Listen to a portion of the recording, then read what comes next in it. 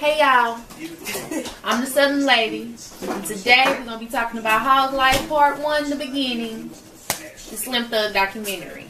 And on the panel today we got DJ II D.E.E.P, and he's going to be discussing it with us. And we're going to be asking him some questions. It's just one? I can't wait to phone. Right. Yeah, it's at 3 more. We've actually finished working on so the if next he gonna, see, let me not answer that question. I got to wait till we...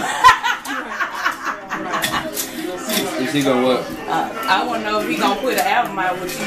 Yeah, that's how it's gonna go. It's gonna be a CD and a documentary. Yeah.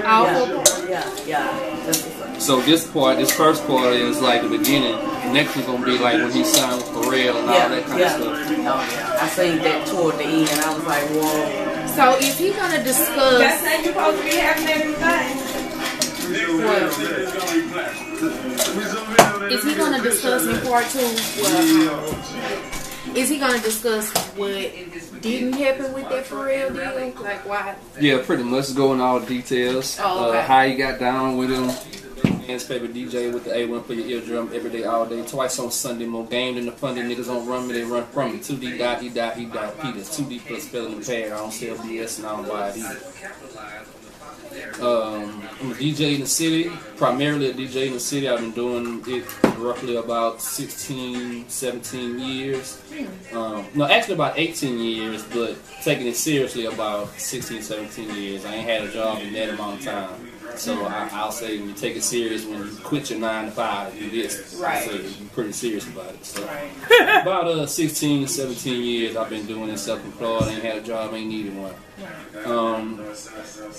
I break a lot of music in the city. Some of your favorite songs that you know came through people like me being in the trenches. And by trenches I mean in the club, making people get involved with the song to the point where radio have to play it.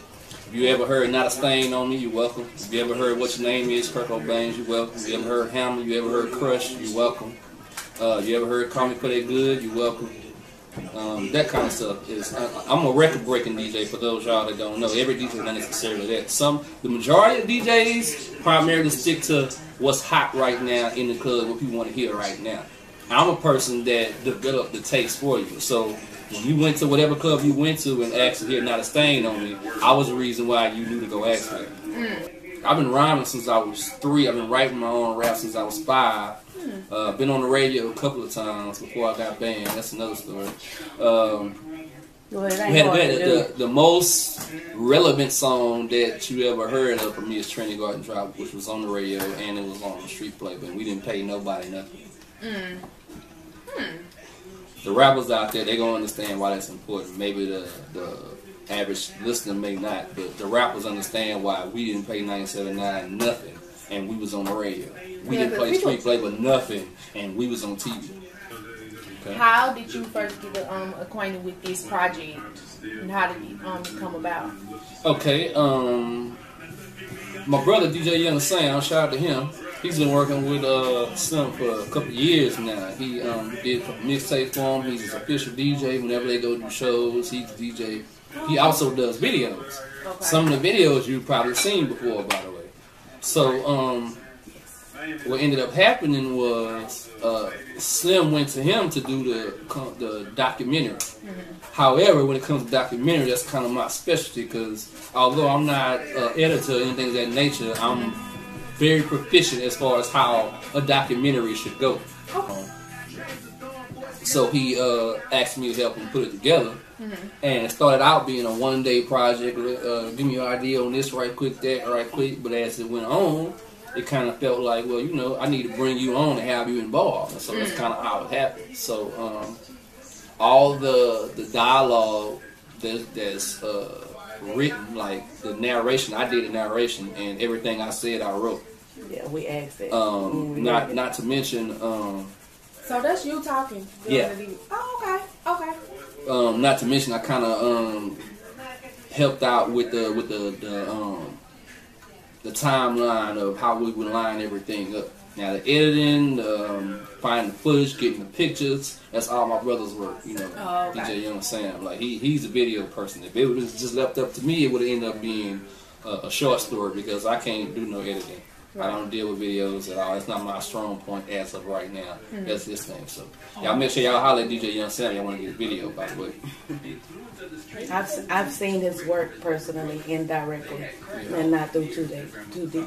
To give y'all an idea, have you ever seen the Jeep mix of Everybody with Slim and the Sauce Twins? He shot that video.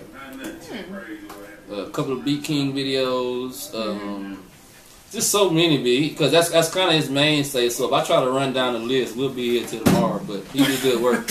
Bottom line, he don't have a job either. He is his job, just like I am. So that'll tell you something. And that's DJ Sam. DJ Young Sam. DJ Young Sam. So y'all get with DJ Young Sam.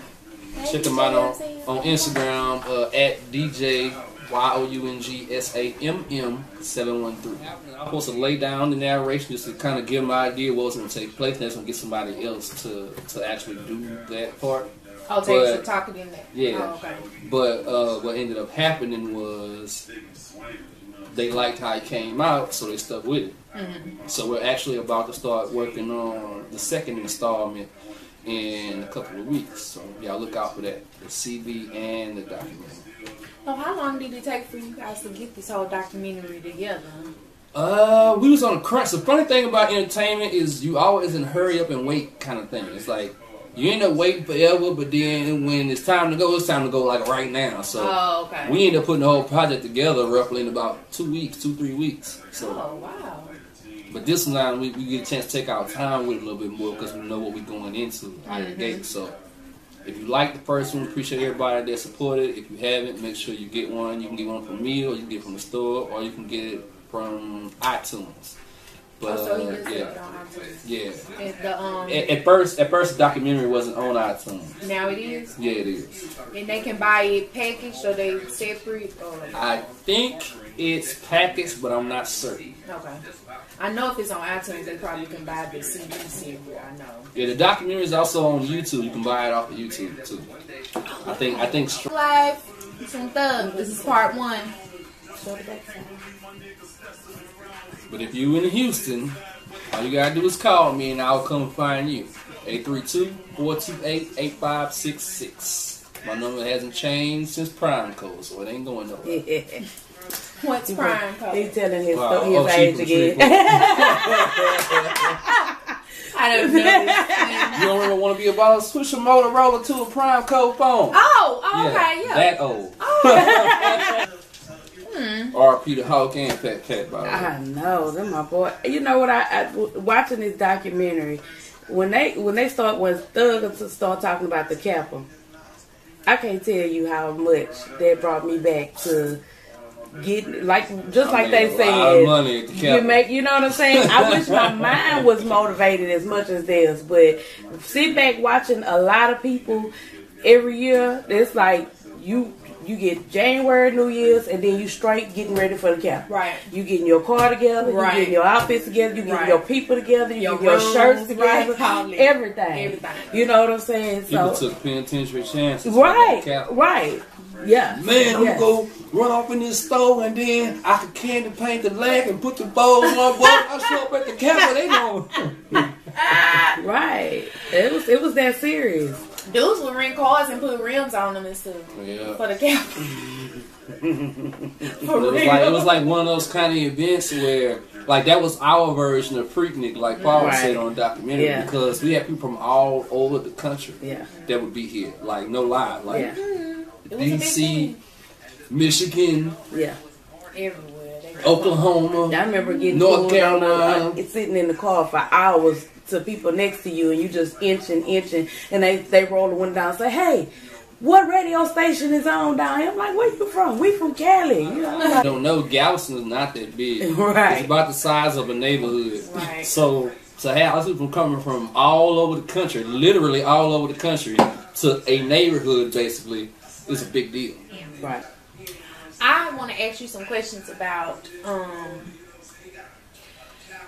the music industry and what you think today with the stuff that's going on.